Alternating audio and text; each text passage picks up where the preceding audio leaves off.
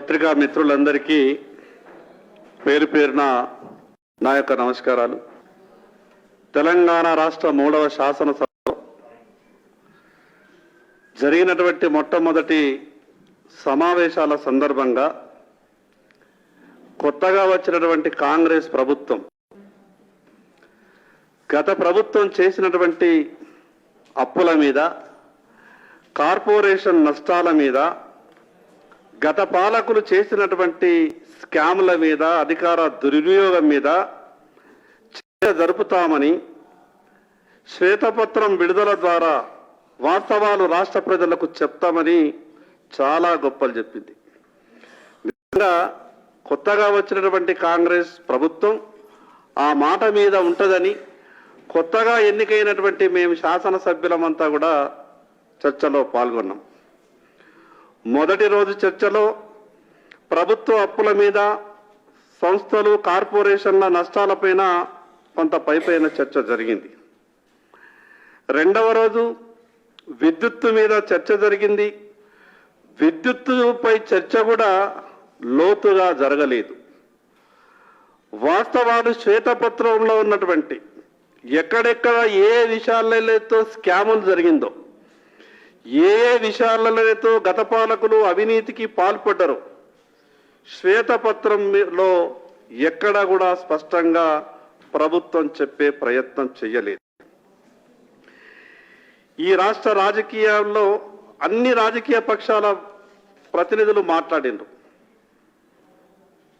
వాస్తవం రాష్ట్ర ప్రజలందరికీ కూడా తెలిసింది. ఎన్నికల సమయంలో కాళేశ్వరం, మేడిగడ్డ, అన్నారం చర్చ ప్రచారంలో విపరీతంగా జరిగింది. 1,00,000 కోట్ల రూపాయల అవినీతి జరిగిందని చెప్పినటువంటి ఈ యొక్క కాళేశ్వరం ఇరిగేషన్ ప్రాజెక్టుల మీద ప్రభుత్వం చర్చ ఎందుకు పెట్టలేదు? ఏ 1,00,000 కోట్ల రూపాయలు అవినీతి జరిగిందని నా దగ్గర సాక్ష్యాలు ఉన్నాయని ఆ రోజు మల్కాజ్గిరి పార్లమెంటు సభ్యునిగా, తెలంగాణ రాష్ట్ర కాంగ్రెస్ పార్టీ అధ్యక్షునిగా ఈనాటి ముఖ్యమంత్రి రేవంత్ రెడ్డి గారు పదే పదే కేంద్ర ప్రభుత్వంకు చిత్తశుద్ధి లేదు, మేము ఎన్నిసార్లు కూడా మేము సమయం అడిగినా కేంద్ర ప్రభుత్వ దర్యాప్తు సంస్థలు మాకు సమయం ఇస్తలేదు, మా దగ్గర బోలెడు సాక్ష్యాలు ఉన్నాయని చెప్పిండ్రు. మరి వాస్తవంగా మీ దగ్గర బోలెడు సాక్ష్యాలు ఉన్నాయని చెప్పినటువంటి మీరు ఈ 3వ శాసనసభలో అతిపెద్ద స్కామ్గా భావిస్తున్నటువంటి ఈ ఇరిగేషన్ విషయం మీద ఎందుకు చర్చ జరపలేదో ఈ కాంగ్రెస్ ప్రభుత్వం సమాధానం చెప్పాలా. మరి అదేవిధంగా నిన్న చర్చ జరుగుతున్నటువంటి తీరు చూస్తే మధ్యలోనే కాంగ్రెస్ సభ్యులు మాకు టిఆర్ఎస్ పార్టీ వాళ్ళని చూస్తే జాలేస్తున్నది. రేపు విచారణ సందర్భంగా వాళ్ళు ఏ రకమైనటువంటి ఇబ్బందులకు గురవుతారో అని కాంగ్రెస్ సభ్యులు కొంత మాట్లాడే ప్రయత్నం చేసిండ్రు. మీకు ప్రారంభంలోనే జాలి అనేది మొదలైనట్టు మాకు కనిపిస్తా ఉన్నది. తర్వాత మీరు నిన్న చేసినటువంటి చర్చలో జరిగినటువంటి అవినీతిని లోతుగా విశ్లేషించి రాష్ట్ర ప్రజలకు చెప్పని కారణంగా కాంగ్రెస్ ప్రభుత్వం మీద కూడా ప్రజలకు అనుమానం వస్తున్నది. కాంగ్రెస్ ప్రభుత్వం ఇచ్చినటువంటి ఈ గ్యారంటీలను తప్పించుకోవడానికి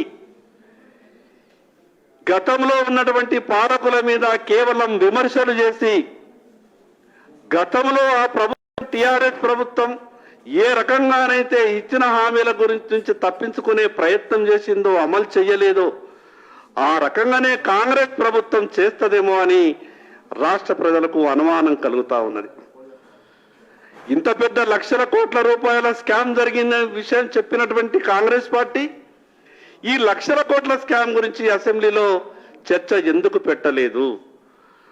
మరి అదేవిధంగా ఈ కాంగ్రెస్ ప్రభుత్వం విచారణ చేపడితే వాస్తవాలు బయటకు రావు. గతంలో ఈనాటి ముఖ్యమంత్రి గారు ఆ రోజు మల్కాజ్గిరి పార్లమెంటు సభ్యునిగా, తెలంగాణ రాష్ట్ర కాంగ్రెస్ పార్టీ అధ్యక్షునిగా డిమాండ్ చేసిన విషయాన్ని ఈ సందర్భంగా గుర్తు చేస్తున్నా. మీరు వెంటనే మీ దగ్గర ఉన్నటువంటి సాక్ష్యాధారాలతో సహా కేంద్ర ప్రభుత్వానికి ప్రభుత్వం తరపున మీరు ఎంక్వైరీ కొరకు ఉత్తరం రాయండి. ఎందుకంటే కొత్తగా ఏర్పడ్డటువంటి మీ ప్రభుత్వం మీరు ఇచ్చినటువంటి గ్యారంటీల కొరకు ఏ రకంగా అమలు చేస్తారో మీరు ఇక్కడ దృష్టి పెట్టండి. సిబిఐ ఎంక్వైరీ కొరకు రాష్ట్ర ప్రభుత్వం వెంటనే కేంద్రానికి ఉత్తరం రాయాల. వాస్తవాలు బయటకు వస్తాయి.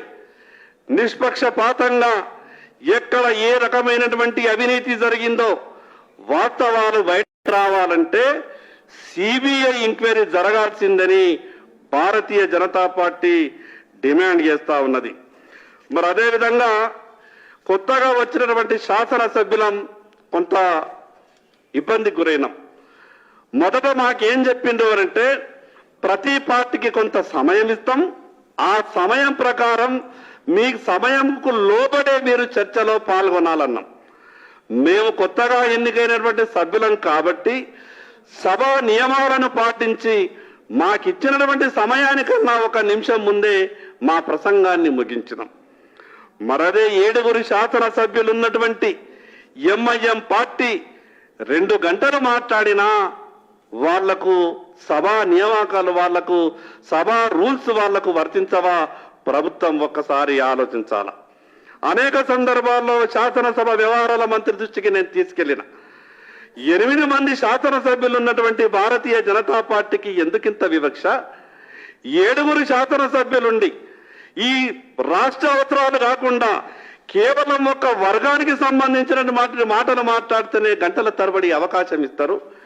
ఇదెక్కడి సాంప్రదాయమని శాసనసభ వ్యవహారాల మంత్రి గారిని కూడా మేము అడగడం జరిగింది. చివరగా ప్రభుత్వం చిత్తశుద్ధిని చాటుకోవాలా? అదేవిధంగా మేము అడిగినటువంటి ప్రశ్నలకు ఎక్కడా ప్రభుత్వం సమాధానం చెప్పలేదు. మీరు 200 యూనిట్లు ఎప్పటి నుంచి ఫ్రీగా ఇస్తారు అనంటే రాష్ట్ర ప్రభుత్వం నుంచి సమాధానం రాలేదు. మరి అదేవిధంగా ఈ జరిగినటువంటి అవినీతిని ఎందుకు డీటెయిల్గా శ్వేతపత్రంలో ఇవ్వలేకపోయిండు అనంటే దాని మీద రాష్ట్ర ప్రభుత్వం సమాధానం లేదు. అంటే ఈ విషయాలన్నీ వాస్తవాలు బయటకు రావాలంటే ఖచ్చితంగా సిబిఐ ఎంక్వైరీ జరగాల్సిందే. మరి అదేవిధంగా లక్షల కోట్ల రూపాయలు కేంద్ర ప్రభుత్వం నుంచి సాయం తీసుకొని నరేంద్ర మోడీ గారు ఈ రాష్ట్రానికి చేసినటువంటి సాయాన్ని గత పాలకులు చెప్పే ప్రయత్నం చేయలేదు. కొత్తగా ఏర్పడ్డటువంటి ఈ కాంగ్రెస్ ప్రభుత్వం కూడా చెప్పే ప్రయత్నం చేయలేదు. ఒక పక్క మాట్లాడుతారు ఈ రాష్ట్ర ముఖ్యమంత్రి గారు, మేము భేషజాలకు పోము, ఇక్కడ ఉన్నటువంటిది ప్రజల ప్రభుత్వమే, ఢిల్లీలో ఉన్నటువంటిది ప్రజల ప్రభుత్వమే, ఈ రాష్ట్ర ప్రయోజనాల కొరకు ఢిల్లీకి వెళ్తాం, మోడీ గారి దగ్గరికి వెళ్ళి కూడా మేము సహాయ సహకారాలు తీసుకుంటామని మాట్లాడతారు. చాలా సంతోషం. మరి మీరు ఎప్పుడైతే ఆ మాట మాట్లాడుతున్నారో మోడీ గారు చేసినటువంటి వాస్తవాలు కూడా సభలో మీరు చర్చకు పెట్టాలి కదా. మోడీ గారు చేసినటువంటి కేంద్ర ప్రభుత్వం చేసినటువంటి లక్షల కోట్ల రూపాయలు ఈ రాష్ట్రానికి సాయం చెప్పినటువంటి విషయాన్ని కూడా సభలో చర్చకు పెట్టాలి కదా. మరి అదేవిధంగా ఇంకొక మాట, టిఆర్ఎస్ పార్టీ ఎప్పుడు కూడా ఒక కుట్రతో ఈ రాష్ట్రంలో ఉప ఎన్నికలు ఎక్కడ జరిగినా భారతీయ జనతా పార్టీ మీద ఒక అక్కస్తుండే. అదేమంటే కేంద్ర ప్రభుత్వం రైతులకు మీటర్లు పెట్టమన్నదని, మీటర్లు పెట్టి మీ దగ్గర డబ్బులు వసూలు చేయమన్నదని, భారతీయ జనతా పార్టీ విధానం ఇది అని మమ్మల్ని బదనాం చేసే ప్రయత్నం చేసిండ్రు. మేము చెప్పినాం నిన్న, పక్క రాష్ట్రంలో మీటర్లు పెట్టింది కదా, మరి రైతులకు ఉచిత కరెంట్ ఇస్తున్నారు కదా, దాని మీద ఏంటిది మీ వైఖరి అంటే వాళ్ళు ఏం మాట్లాడారు. స్వయాన ఈ రాష్ట్ర మంత్రి గారు ఉత్తమ్ కుమార్ రెడ్డి గారికి ధన్యవాదాలు బీజేపీ తరఫున. ఎందుకంటే వాళ్ళు నిండు శాసనసభలో వాస్తవాలు చెప్పిండ్రు. హరీష్ రావు గారు, కేసీఆర్ గారు, కేటీఆర్ గారు మాట్లాడిన మాటలు తప్పు అని ఈ మాట మేమనలేదు. మేమైతే ఎప్పటి నుంచో చెప్తున్నాం. కానీ కొత్తగా ఏర్పడినటువంటి కాంగ్రెస్ ప్రభుత్వంలో ఉన్నటువంటి ముఖ్యమైనటువంటి మంత్రివర్యులు ఉత్తమ్ కుమార్ రెడ్డి గారు గొప్ప విషయాన్ని చెప్పిండ్రు. వారు ఏమన్నారనంటే, ఆ యొక్క విద్యుత్తుకు సంబంధించినటువంటి కమిటీలో నేను సభ్యుణ్ణి, ఎక్కడా కూడా కేంద్ర ప్రభుత్వం రైతులకు మీటర్లు పెట్టి డబ్బులు వసూలు చెయ్యమని చెప్పలేదు, మీరు అబద్ధం మాట్లాడుతున్నారు అని నిండు శాసనసభలో ఉత్తమ్ కుమార్ రెడ్డి గారు చెప్పిండ్రు. ఇప్పుడైనా టిఆర్ఎస్ పార్టీకి బుద్ధి రావాలా. ఈ రోజు ప్రభుత్వం తరపున ప్రభుత్వంలో ఉన్నటువంటి పెద్దలు వాస్తవాలు చెప్పిండ్రు. రాజకీయాలు ఏమైనా నిండు సభలో ఉత్తమ్ కుమార్ రెడ్డి గారు వాస్తవాలు చెప్పిండ్రు కాబట్టి టిఆర్ఎస్ పార్టీ, అదేవిధంగా హరీష్ రావు గారు, కేటీఆర్ గారు భారతీయ జనతా పార్టీకి రాష్ట్ర ప్రజలకు బేషరతుగా క్షమాపణ చెప్పాలా? మేము భారతీయ జనతా పార్టీపై చేసినటువంటి ఆరోపణలు నిరాధారమైనటువంటి ఆరోపణలు అని ఈ రోజైనా కనీసం బుద్ధి తెచ్చుకొని రాష్ట్ర ప్రజలకు క్షమాపణ చెప్పాల్సిందిగా భారతీయ జనతా పార్టీ తరఫున డిమాండ్ చేస్తున్నాం. మీడియా మిత్రులకు నమస్కారం. నిన్న మొన్న జరిగిన వైట్ షీట్, మొన్న ఫైనాన్స్ మీద, నిన్న పవర్ మీద, బీఆర్ఎస్ ప్రభుత్వము ఖజానా ఖాళీ అయిందని గత సంవత్సరం నుండి అందరికీ తెలిసిన విషయం ఇది. ఎందుకంటే సరి అయిన సమయంలో ప్రభుత్వ ఉద్యోగులకు జీతాలు ఇచ్చే పరిస్థితి లేదని కాంగ్రెస్ కూడా తెలుసు. సీనియర్ నాయకులు చాలా మంది ఉన్నారు దాంట్లో. ముఖ్యంగా ఈ ఛార్జ్ షీట్ ఉద్దేశం ఏంటిది అంటే, మీరు ఇచ్చిన 6 గ్యారంటీలు 2 అమలు చేసినా అని చెప్తా ఉన్నారు. ఏదైతే మహాలక్ష్మి స్కీమ్ ఉందో, మీరు మహిళలకు ఉచిత బస్సు ప్రవేశపెట్టిండ్రు. దాంట్లో 500 రూపాయలకు గ్యాస్ సిలిండర్ ఇస్తాను కూడా చేర్చబడ్డది. దాంతోపాటు 2500 రూపాయలు ప్రతి మహిళకు మీరు పెన్షన్ ఇస్తాను కూడా చెప్పిండ్రు. అయితే ఇది మహాలక్ష్మి స్కీమ్ మీరు పూర్తిగా అమలు చేయనట్లే. ఇక ఏదైతే రాజీవ్ ఆరోగ్యశ్రీ స్కీమ్, ఏదైతే హెల్త్ స్కీమ్ ఉందో, దాంట్లో కేంద్ర ప్రభుత్వ వాటా ఎక్కువ శాతం ఉన్నా కానీ నరేంద్ర మోడీ గారి ఫోటో పెట్టకపోవడం అనేది మేము భారతీయ జనతా పార్టీ ఆబ్జెక్ట్ చేస్తా ఉన్నాం. అది ఎట్లా ఉందంటే, ఒక సినిమా వాల్ పోస్టర్ మాదిరి సీఎం రేవంత్ రెడ్డి గారి ఫోటో ఉండడం, నరేంద్ర మోడీ గారి ఫోటో లేకపోవడము, దాన్ని భవిష్యత్తులో మీరు చేర్చాలని మేము డిమాండ్ చేస్తా ఉన్నాం.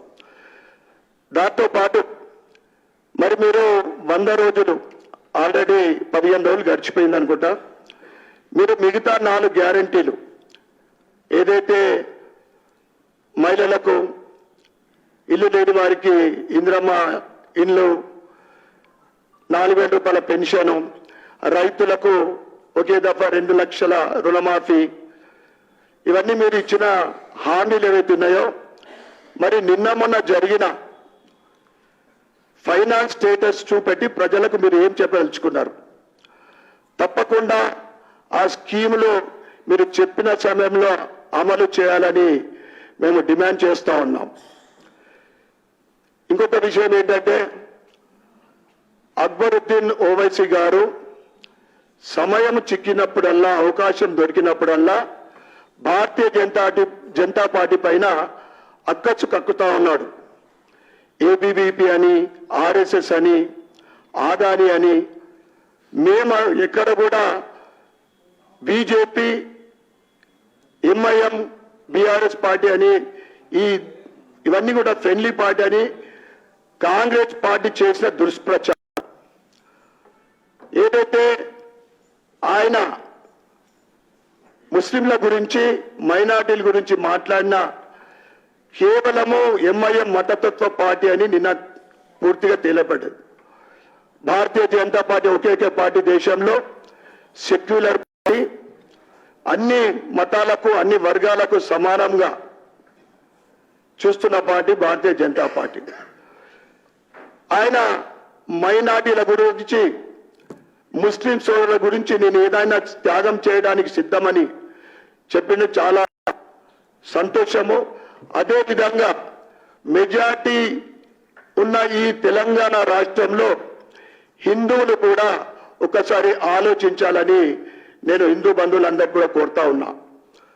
తప్పకుండా Bharatiya Janata party secular party అని చెప్పడం జరిగింది. అందరి గురించి మాట్లాడే పార్టీ, అన్ని సమానంగా. ఎందుకంటే సబ్కా సాత్, సబ్కా వికాస్, సబ్కా విశ్వాస్ అనే నినాదంతో ముందుకు సాగుతా ఉంది. కనుక మరి ఒక్కసారి ఈ 6 గ్యారంటీలు తప్పకుండా అమలు చేయాలని మేము డిమాండ్ చేస్తా ఉన్నాం. ముందుగా మీడియా మిత్రులకు నా యొక్క నమస్కారం.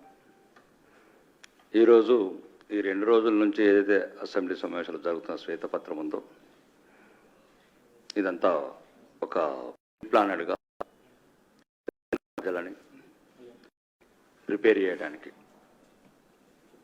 గత ప్రభుత్వము ఒక చిప్ప ఇచ్చిపోయింది. ఆ చిప్పని ఎలా చూపించాలి, సినిమా స్కోప్లో చూపించాలా అంటే ప్రజల్ని ఒక మానసికంగా ప్రిపేర్ చేస్తున్నారు. ఇది ఇప్పుడున్న ప్రస్తుత ప్రభుత్వంలో ఉన్న పెద్దలు కావచ్చు, అందరూ చాలామందికి ఈ విషయం తెలుసు. గత ప్రభుత్వము మాజీ ముఖ్యమంత్రి తుగ్లక్ పరిపాలన చేసిన ముఖ్యమంత్రి గారు తెలంగాణని కోలుకొని దెబ్బ భవిష్యత్ తరాలని సుమారు నిన్న 2 దాంట్లో భద్రాద్రి యాదాద్రి దాంట్లోనే అంటే ఎటువంటి టెక్నాలజీ, అవుట్డేటెడ్ టెక్నాలజీ ఎలా అయితే మనం స్క్రాప్లో పడేసి టెక్నాలజీతో తీసుకొని భద్రాద్రిలో 3,500 కోట్లు ఎక్స్ట్రా, మళ్ళీ అది ఈరోజు పనికిరాదు. అది రెండోది యాదాద్రిలో సుమారు 10,000 కోట్లు, మళ్ళీ 30 సంవత్సరాల వరకు every year 800 crores for coal, 24,000 కోట్లు. అంటే మొత్తం అందరికి అన్నీ తెలుసు. ఈరోజు దగాపడ్డదంతా తెలంగాణ ప్రజలు, తెలంగాణ యువత. దయచేసి ఈ ఆటలన్నీ కట్టిపెట్టండి. ఇంకా జరిగిన ధ్వంసాన్ని విధ్వంసాన్ని పూర్తి చేయాలంటే అందరూ అన్ని పార్టీల వారు ఐకమత్యంగా ఉండి ఏదైతే 1,400 మంది బిడ్డలు ఆత్మార్పణ చేసుకున్నారో ఈ 6Gలు ఏమంటారు, 6 గ్యారెంటా, 8 గ్యారెంటా, 18 గ్యారెంటా, ముఖ్యంగా ప్రధానంగా తెలంగాణ కోరుకున్నది యువత, ఉద్యోగాలు. దయచేసి ప్రాధాన్యత క్రమంలో ముందు యువతకు ఉద్యోగాలు ఇవ్వండి. ఒక స్పెషల్ వెహికల్స్ టాస్క్ ఫోర్స్ పెట్టండి. ఏదైతే February 1 నాడు మెగా టీఎస్ చేస్తామన్నారో అది వేయండి. మిగతా 2 లక్షల ఉద్యోగాలు ఇమ్మీడియట్లీ విత్ ఇన్ 3 monthsలో కంప్లీట్ ఆల్ పార్టీస్తో ఒక కమిటీ క్రియేట్ చేసి ఒక డైనామిక్ ఆనెస్ట్ ఆఫీసర్స్ ఒక కమిటీకి ఏర్పాటు చేసి ఈ 3 నెలల మాత్రం ఫస్ట్ మీరు 2,50,000 మంది బిడ్డలకు ఉద్యోగాలు ఇవ్వండి, తెలంగాణ బిడ్డలకు.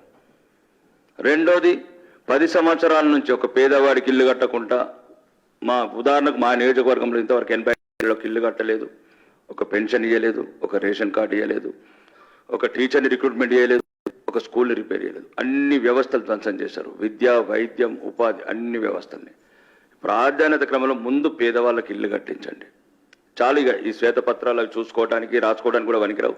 ఉన్న అప్పులు ఏమిటి పోవు, ఆదాయం ఎలా పెంచుకోవాలి, ఈ వనరులు ఎట్లా సమకూర్చుకోవాలి, ఈ విద్యార్థులకు ఎలా ఇమ్మీడియట్లీ ఉద్యోగాలు ఇవ్వాలి, పేదవాళ్లకు ముందు ప్రాధాన్యత క్రమంలో ఇల్లు కట్టి ఇవ్వాలి. మా ప్రభుత్వం కూడా సెంట్రల్ ప్రభుత్వం మా కిషన్ రెడ్డి గారు రాష్ట్ర అధ్యక్షుడు చెప్పినట్టు ప్రధానమంత్రి ఆవాస్ యోజన కింద ఎన్ని లక్షల ఇళ్ళు అయినా మీరు ప్రపోజల్స్ పంపండి, మేము సెంట్రల్ గవర్నమెంట్ నుంచి రెడీగా ఉన్నామని. కాబట్టి దయచేసి ఈ దీని మీద ముందు ఉపాధి, ఎందుకంటే తెలంగాణ ఏర్పడ్డదే ఉద్యోగాల గురించి, ఏదో పారిశ్రామికవేత్తల గురించో లేకపోతే ఆ మాఫీ తర్వాత వేయండి. ఫస్ట్ పిల్లలకు మాత్రం కంపల్సరీ ఉద్యోగాలు ఇవ్వండి. ఇంకా ఆటలు కట్టి పెట్టండి. ఇంకా అన్నగారు అన్నీ చెప్పారు కాబట్టి దయచేసి రాష్ట్ర ప్రభుత్వానికి నా యొక్క ప్రత్యేక రిక్వెస్ట్ ఏంటంటే ఈ పిల్లలు రోజు రోజుకు నిరాశ చెందుతున్నారు. యువతనే దేశ భవిష్యత్తు. ప్రవళిక లాంటి సంఘటనలు, ప్రవీణ్ నాయక్ సంఘటనలు ఇంకా పునరావృతం కాకూడదు. రాష్ట్రంలో ప్రతి మేధావి వర్గం, ప్రతి రాజకీయ పార్టీలు అందరూ కూడా ముందుగా ఆలోచించాల్సింది ఈ రోజున్న నిరుద్యోగ యువత గురించే. ముందు ఉద్యోగాలు ఇవ్వండి, తర్వాత ఇల్లు ఇవ్వండి, తర్వాత మీ ప్రాధాన్యత కార్యక్రమంలో ఏమేమి ఉన్నాయో మేనిఫెస్టోలో అవి అమలు చేసుకుంటూ పోండి.